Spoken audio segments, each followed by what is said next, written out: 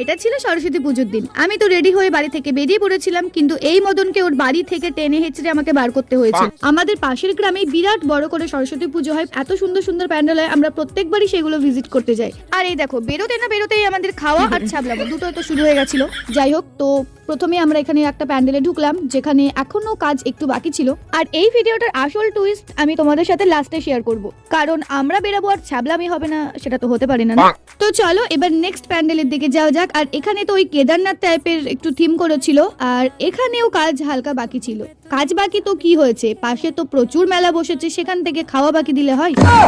এবার আসি আসল টুইস্টে। মানে এখানে ফুচকা খাওয়ার সময় আমাদের একটা চ্যালেঞ্জ হয়েছিল, যে সব থেকে বেশি ফুচকা খাবে, মানে লাস্ট পর্যন্ত টিকে থাকতে পারবে, সে বাকি তিনজনকে একটা করে ডেয়ার দেবে। আর আনফরচুনেটলি জিতে গেছিল এই মহান ব্যক্তি, আর সব থেকে লাস্ট হয়েছিলাম আমি। আর আমাকে এমন একটা মারাত্মক ডেয়ার দেওয়া হয়েছিল, সেটা দেখতে হলে সাবস্ক্রাইব করে রেখো, নেক্সট ভিডিওতে দিচ্ছি।